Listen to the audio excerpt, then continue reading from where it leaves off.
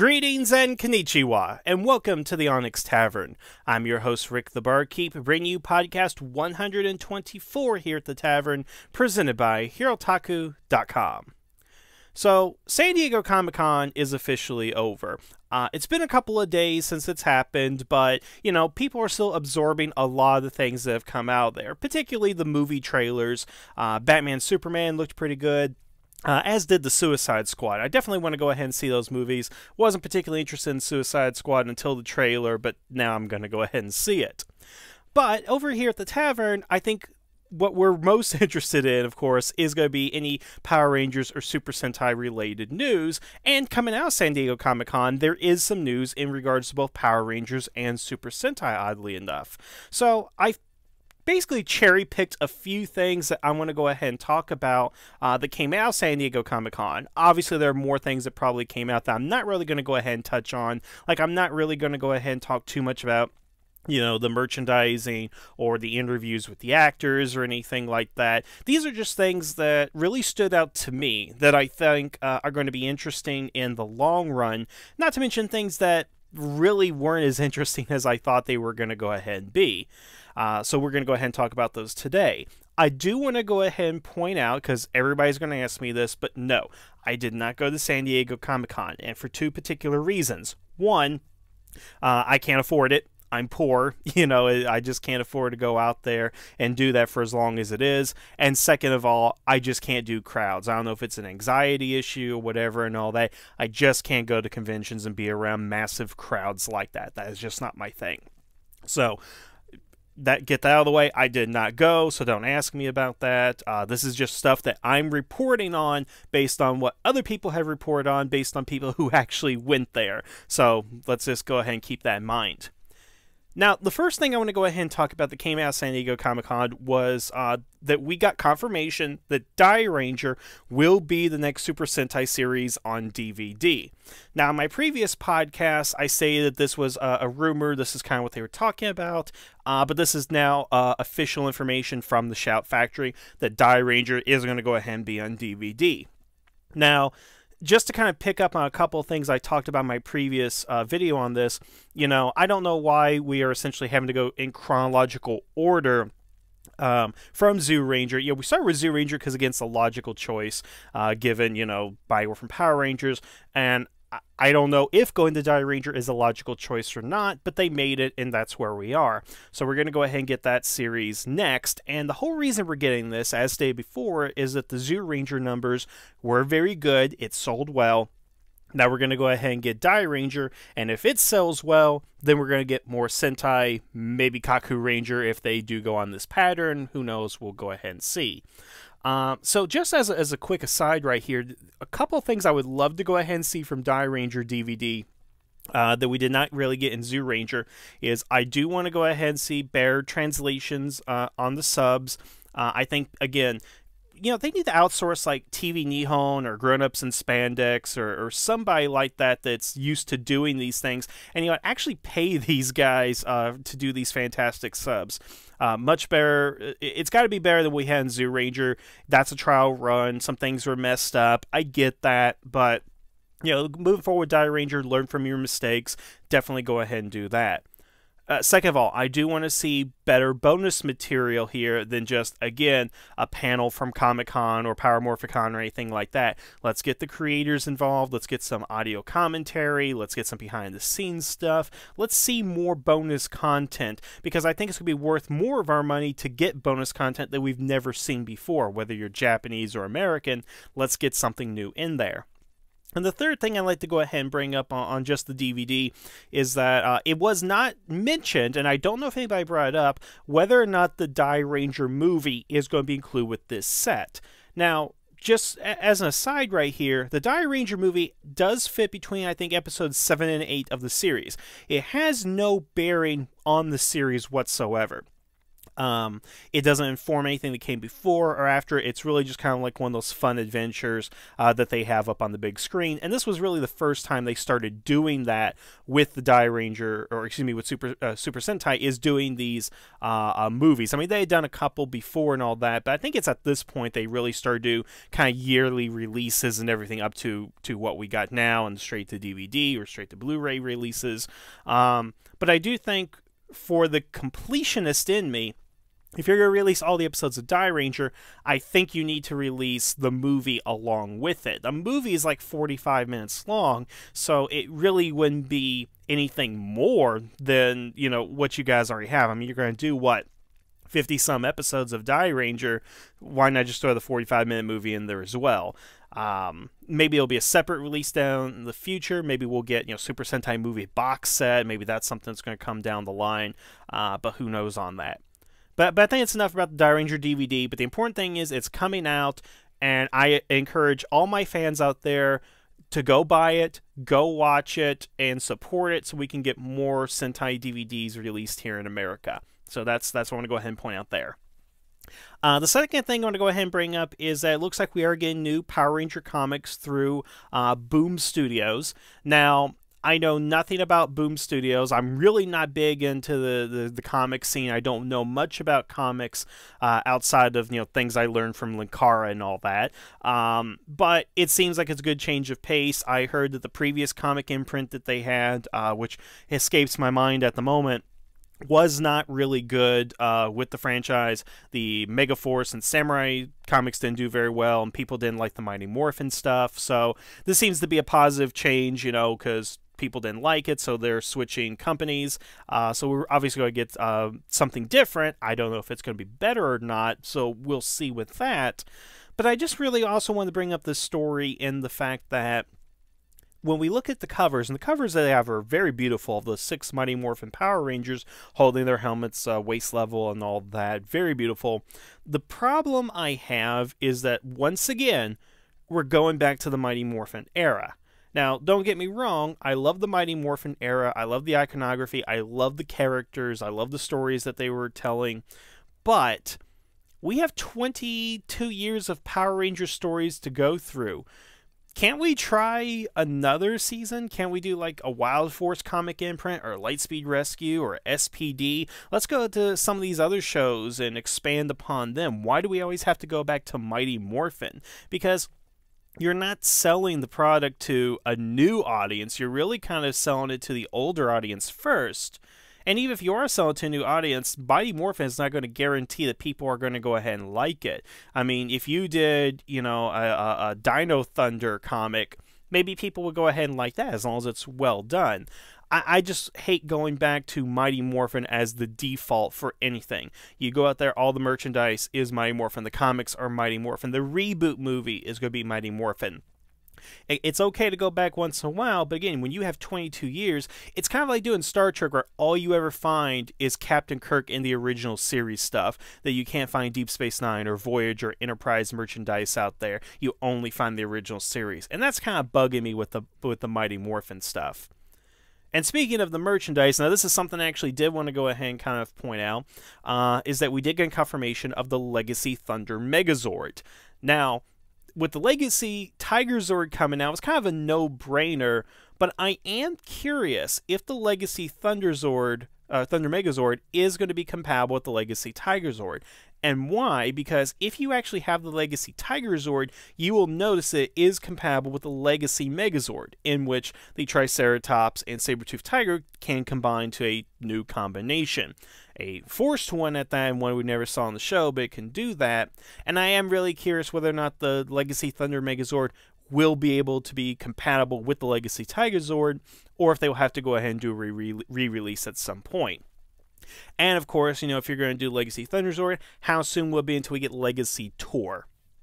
That's going to be the next thing right there. I'm curious to go ahead and see. But the fact that we got the Legacy Thunder Megazord, I'm kind of excited about that, because I always thought the Thunder Zords were really cool designs, and the Legacy line has been pretty good for the most part. I haven't had any complaints about the Legacy line. I just want to see more of that. I wanted the Legacy line to be the standard as opposed to, you know, the exception. Oh, and I do believe the Blade Blasters are coming out, but I'm not as excited about the Blade Blasters. All right, now let's get to the real meat of what people kind of came to Comic-Con for in regards to Power Rangers. We did get a Dino Charge or Super Dino Charge trailer coming up. Now, the trailer in my mind was kind of less than spectacular because what does it show? It shows the Dino Charge Rangers.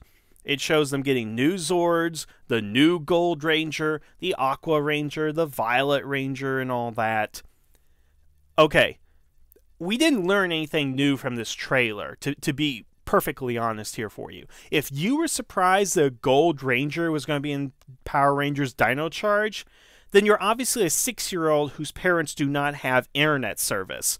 If you did not know that was going to go ahead and happen, then I don't know. I mean, everybody knows the Gold Ranger's coming out. Everybody knows they're going to be new Zords. Everybody knows about these extra Rangers. Heck, the Graphite Ranger action figure is already being sold in some stores around the country. So if you were surprised by anything like that, then I don't know what to think for you guys.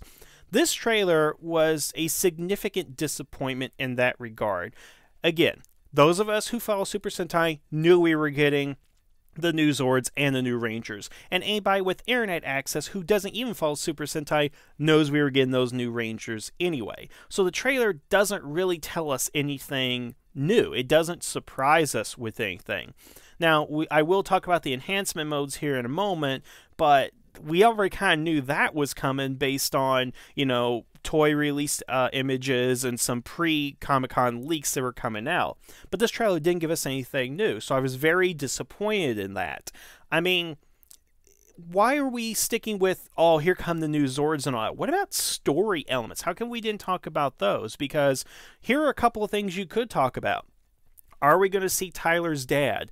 Are we going to go ahead and talk about how Koda is adjusting to a new world? Maybe he finds his brother that's was frozen in ice too. Who knows? What about what's going on with Shelby? What about her and her relationship with Doctor and how are they butting heads with each other? Is that going to come to a head within the series, particularly when she becomes the Violet Ranger? And we know that's coming. Maybe actually have a preview of who the Aqua Ranger is. We know it's going to go ahead and be female, but is there going to be a male counterpart at some point? Because I don't even think we have confirmation if there will be a Spirit Ranger equivalent here. So is there going to be a male Cyan or anything? We don't know.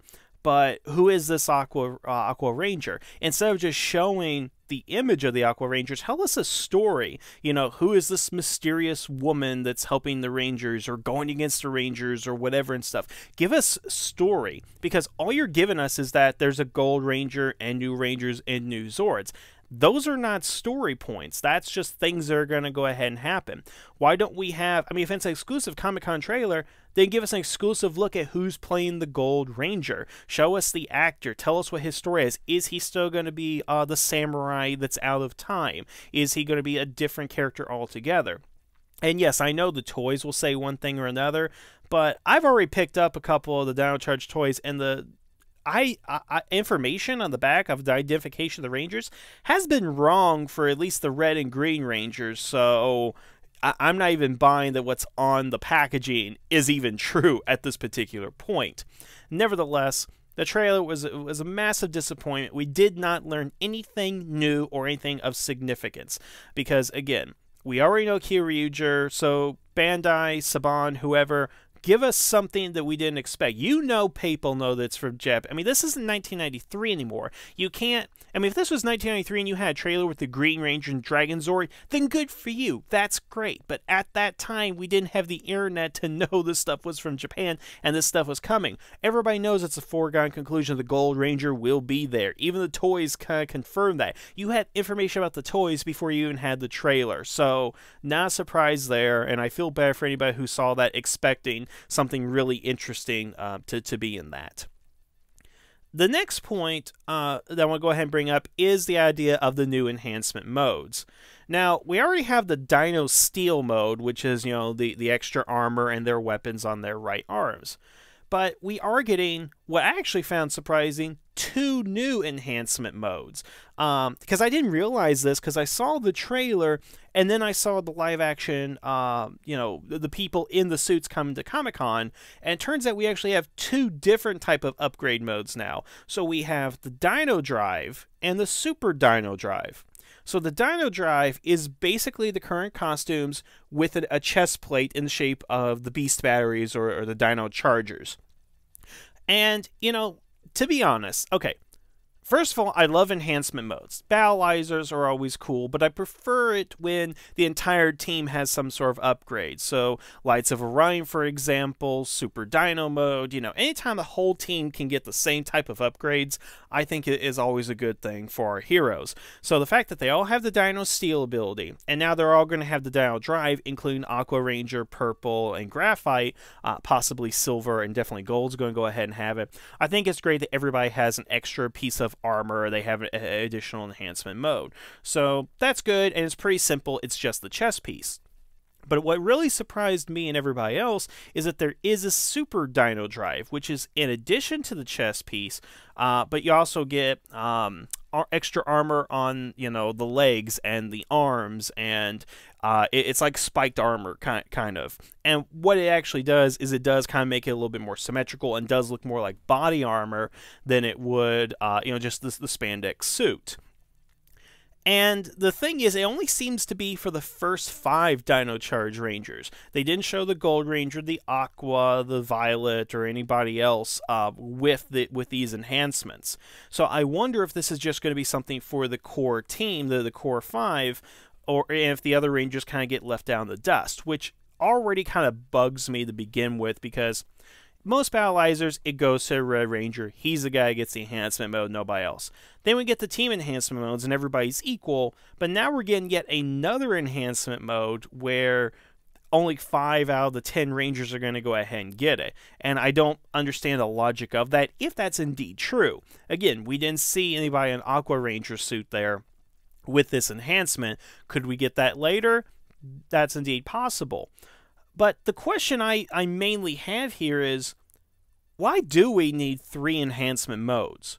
I mean, consider this. You have the basic Dino Charge, then you can upgrade to Dino Steel, then you can upgrade to Dino Drive, and then you can upgrade to Super Dino Drive. So we basically have 4 stages of Dino Charge Rangers.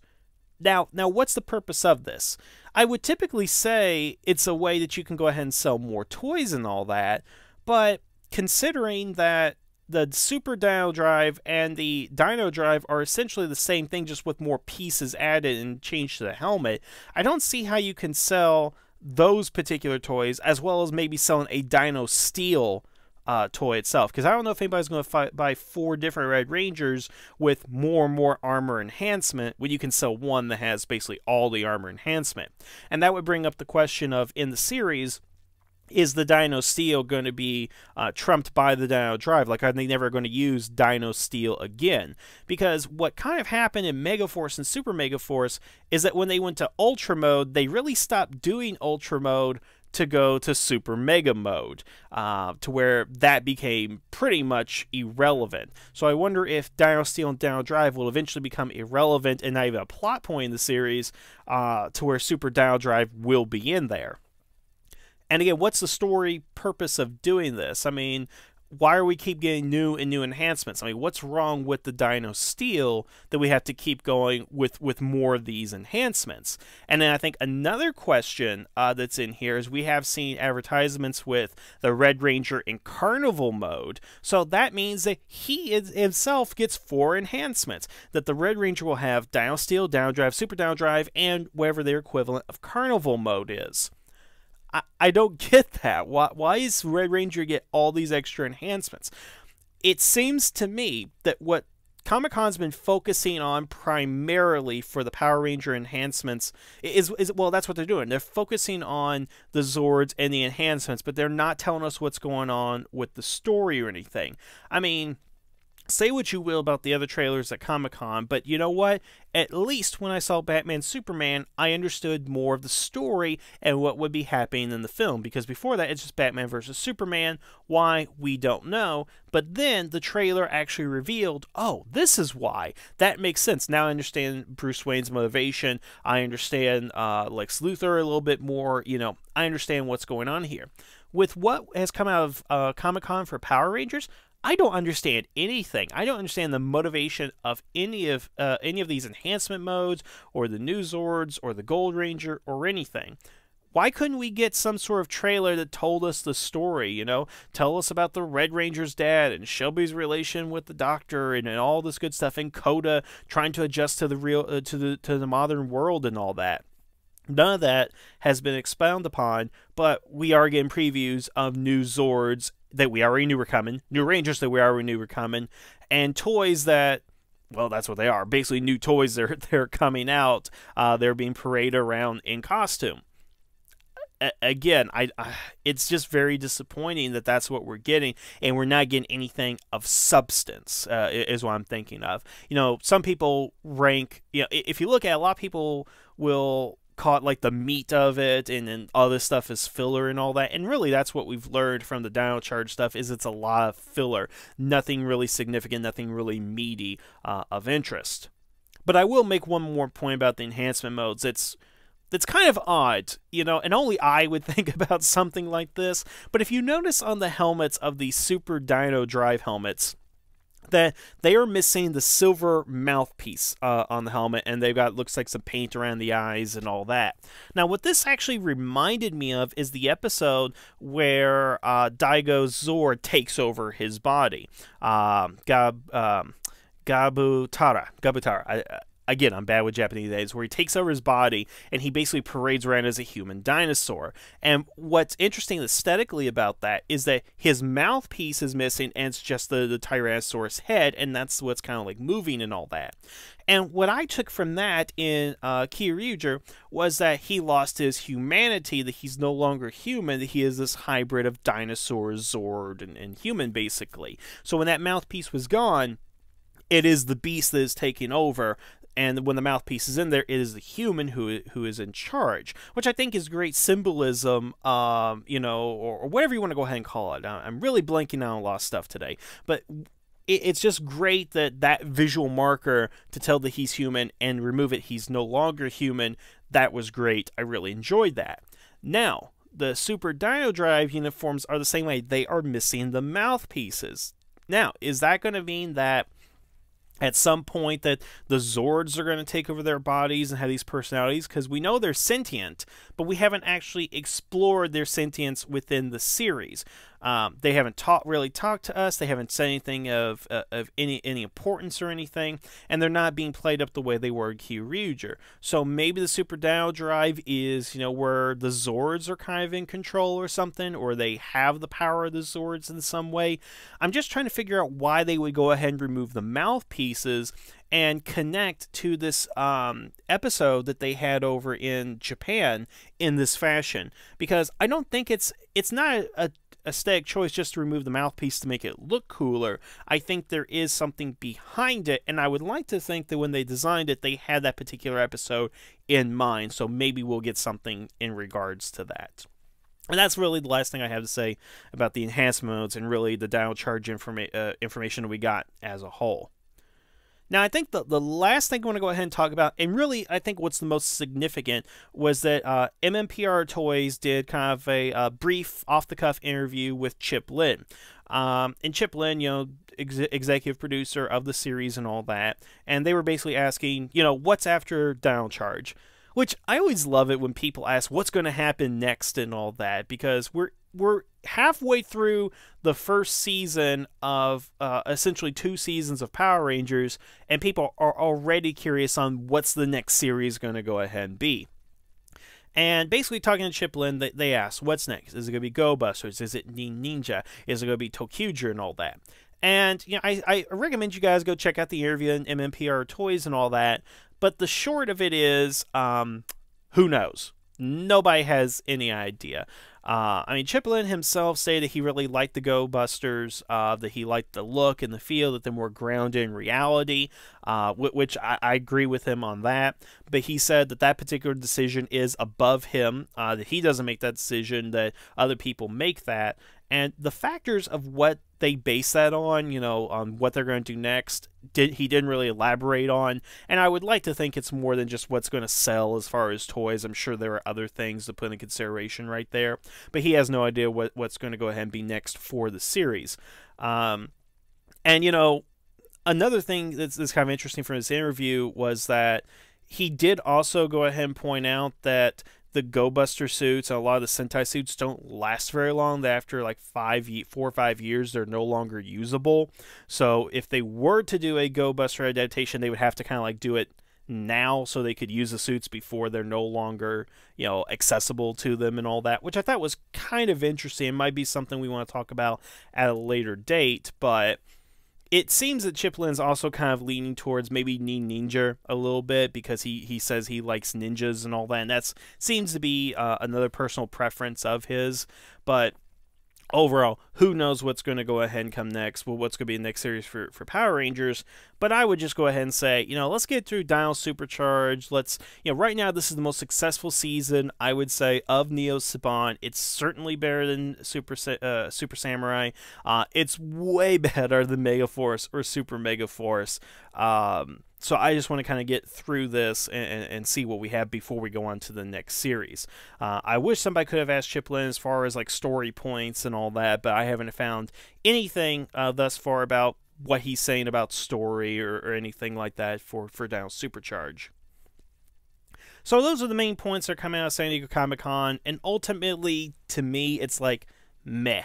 You know, nothing of substance, nothing really interesting is coming out of here. Yeah, is it cool to find out that we're getting Die Ranger and DVD? Yeah, I mean, that's cool. To me, I think that's the most significant news. Is it cool to see the new Super Dino Drive? Yeah, that's cool, but again, we don't learn anything about the story, and really a lot of it's just like new things are going to go ahead and sell us, which honestly I find insulting at times. It's like, yeah, we want to sell you this, but we're not going to make it widely available, because that seems to be what they're doing, at least with the Ranger keys and a lot of the Ranger action figures. But that's again, the debate for another time. So, again, I was rather disappointed with the stuff coming out of San Diego Comic-Con. I actually feel bad for anybody who went there expecting a lot of really cool stuff, because, again, we didn't get it at all. But I'm curious what you guys took away from Comic-Con. What were the things you found that were most interesting? What did you like the most? What did you dislike the most? You know, I'm very curious what other people kind of thought about this. So tell me what you thought in the comments below. If you went to San Diego Comic-Con, you know, let us know. I'd like to know how many of my fans actually go out to these events and everything. You know, how many of you can actually afford to go ahead and do that? But otherwise, you know, hey, I want to thank you guys for listening to me ramble on today. And next time, we'll have definitely something fun to go ahead and talk about other than meh news. Okay? All right. Well, thank you for listening. Have a good evening. And the tavern is now closed.